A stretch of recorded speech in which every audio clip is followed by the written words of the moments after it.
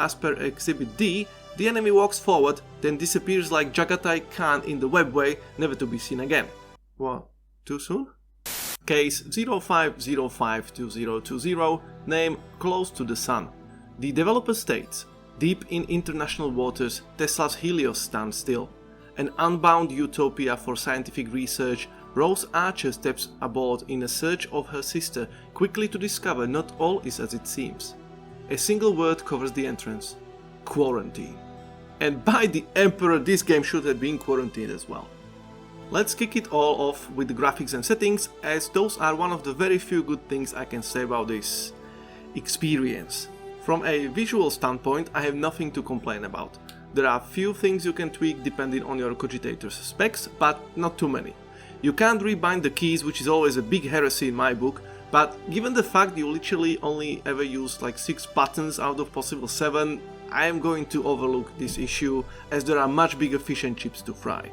This game is playable with a controller as well, which in this case is doable as you do not need precision aiming or anything. The game is voiced in English, French, Spanish, German and Italian, which is absolutely amazing, and on top of that comes with the text language packs in Russian, Polish, Japanese, Chinese, Tau and Hungarian. The only issue I had in this part is the gamma setting. If you follow the guide, your screen ends up darker than Magnus's gaping butthole, and you would see jack shit. Exactly like inside of Magnus's gaping butthole. So unless you want to experience the inside of Magnus's gaping, music and sound effects are good. There are only 6 people involved in the whole story, I mean the living people, and seems like Stormy the Teacup made the right decision to spend some of that sweet budget credits onto serious voice actors. As far as walking simulators go, this has one of the better voice acting out there, alongside with proper sound levels and music, so I have to say, job well done. Only gripe is the decision to give Tesla a Mediterranean accent as shown in Exhibit A. This is Nikola Tesla speaking, and unless it wasn't already obvious, this ship is under strict quarantine. But that's all the good stuff, my dear battle brothers and sisters, it's only downhill from here on. Hold on onto your underpants, because we are going down like a Space Marine drop pod. Story is the main part of this gaming experience, and the basic premise is quite enticing. Nikola Tesla made this gargantuan ship named Helios that braves the international waters free of state laws and prejudices. Here, Tesla is trying to converge all the best scientists of the world to be free in pursuit of their passion, science and progress. But in this case, you are not a silent, orange suit wearing, crowbar swinging maniac. You are dropped into the shoes of Rose Archer, a journalist who came to Helios in search of her sister, a scientific genius, after receiving an ominous letter. The game starts very slow, and you are picking up pieces of information from random documents lying around, which is a theme of the game by the way. You learn about Tesla and Edison waging war on a world scale that pretty much resembles the Cold War you should know from the history scrolls, and slowly start to see what this place is all about. Unfortunately, the slow pace of narration when nothing much is going on quickly killed my curiosity. There was no atmosphere, no drive, and pieces of information were not very exciting. Once again, there is this sin of modern gaming, no sense of urgency. You are looking for your sister, the ship is falling apart by the hour, pretty much like the game itself. Yet you can stay at one place and marvel at the bloodied walls and dead bodies scattered everywhere. Or take your time reading notes, as if nothing life-threatening was lurking around. I have finished this game in about 3 hours, and after the first hour I was not even interested in the story anymore, as the prolonged exposition, lack of drive, mandatory "I will tell you later" and connection breakdown when a revelation was supposed to be told killed any curiosity I have had before.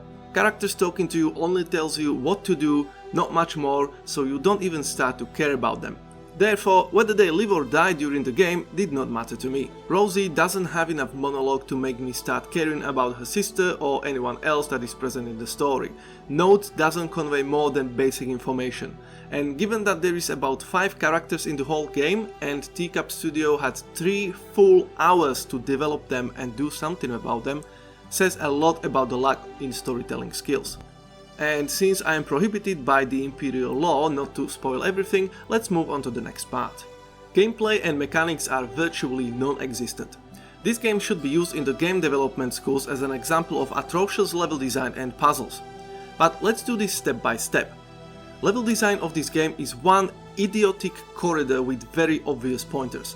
While the vastness of the ship can be gauged by the high ceilings, spacious rooms and places around you, it's all out of bounds. Every other doors are locked, so the developers don't have to worry about you wandering around. Every possible side corridor is blocked, and the way it is blocked is such lazily done, like per Exhibit B, absolutely shambolic, and the lead level designer should be fired. This is 12 years old kid level design. And the puzzles. By Erebus's tattooed head, those are not puzzles, those are insults.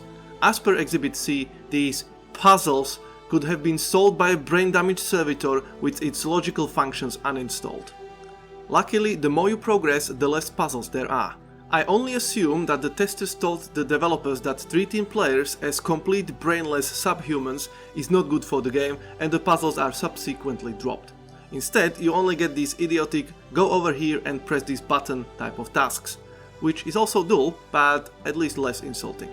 Funnily enough, there were these little pointer saves at the start of the game, and if you took your time to find the correct combination, you could find some secret about the room or a person occupying the room, which was very neat. I enjoyed it, but since the devs were afraid someone may actually have fun with this, these things are never seen again after the first level. And don't get me started on the movement of our main protagonist. Poor Rosie has no knees, so she can barely crawl, cannot crouch, and also she runs at the pace of a dreadnought with its legs blown off, with the marine's coffin hanging out and running on backup battery. All the footage provided in this review is with Rosie actually running. I am sure this was done deliberately to increase the playtime and ensure you will not be able to finish the game below 2 hours and refund it on Steam. Oh, and speaking of movement speed, there are also mandatory chase scenes where you just have to find the correct way by trial and error. And as usual, your death scenes are unskippable, so if you keep choosing wrong way to go, you'll waste a lot of time. Only once there was an attempt at stealth, but as per Exhibit D, the enemy walks forward, then disappears like Jagatai Khan in the webway, never to be seen again. What? Too soon? Oh, and before we go, one more hilarious thing. During the game you find stuff like masks, messages, photos, blueprints, and you always get this side note about collectible being found. And as per Exhibit E, in the menu you can see how many you got during the playthrough. Yet there is no option to look what you've got retrospectively. You only get this "trust me bro" progress bar with the percentage, but no idea what you got, what you possibly missed and such. What a fucking joke. Seriously, this developer took everything even mildly interesting out of this game in the vain attempt to keep you focused on the story. And they failed, like Abaddon on his Black Crusade. To recap, there is only one way forward, no puzzles, everything is controlled by left mouse button, no exploration, no excitement, and the few jump scares there are at the beginning of the game gets old real quick. The only thing this game really has is a story, and even that drags for so long you lose interest halfway in. Despite all this, devs were brave enough to make an ending hinting on a sequel, as some things were left unanswered, hinted, and then the end basically spelled it out. But given the fact this game came out 4 years ago and we still have no sequel, I guess the sales flopped and sequel was abandoned. On the other hand, if this was made into an hour-and-a-half long action movie, it could have been great.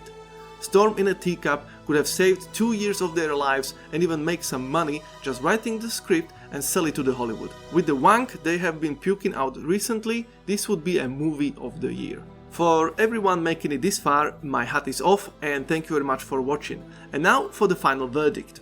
My dear battle brothers and sisters, after 3 hours of gameplay, I proclaim this game a boring snooze fest that should have been a movie or an animation for that matter, not wasting time to make this into a video game.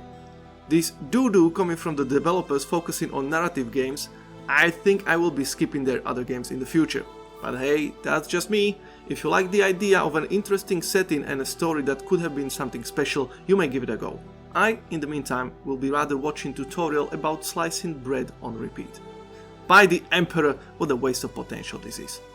This is all from me today. Feel free to share your opinion on this game in the comment section, and I will see you at the next ruling. The Emperor protects!